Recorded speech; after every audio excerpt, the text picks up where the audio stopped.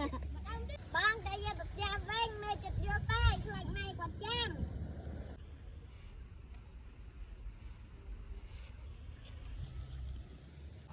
បងយកច្រឡាញ់គ្នាយូរហើយកាលណាមកចុះស្ដីម្ដងអូនបងខ្លាចម៉ែអូនឯងពេញចិត្តបងបើបងប្រាក់ខែទៅ210ហ្នឹងមិនអីទេចាំអូនប្រាប់ម៉ែអូនបាច់ទៅ5បាច់ទៅអីទេងាប់ហើយប្រាក់ខែទៅ210ហ្នឹងចាំកូនស្រីយើងមិនរស់មកផ្ទះយើងវិញ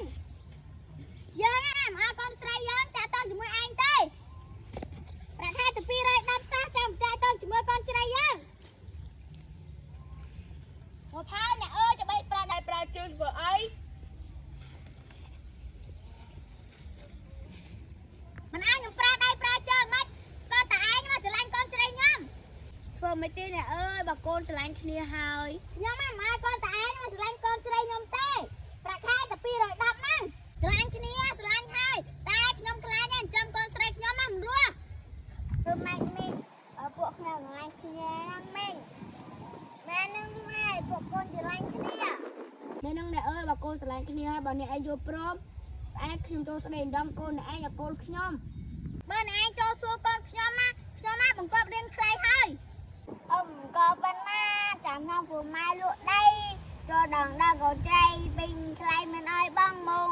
លុយខ្ញុំមានខ្លះដែរលុយខ្ញុំฟังសាំទុំអូនកុំភ័យក៏មកបានខ្មាស់គេក៏មួយម៉ាគាត់មួយម៉ាខ្លះដែរយើងណាបង្កប់10000បើមាន10000ណាចាំចន់ដល់កូនស្រីយើង$10000មែនហើយ$10000ចាំមិនច្បាស់ស្អែកយើងទៅចាំខ្ញុំលក់គោយកទៅចូលស្ដីនឹងកូនអ្នកឯងមិនអីទេស្អែកខ្ញុំចាំមើលតើកូនផ្ទះយើងវិញ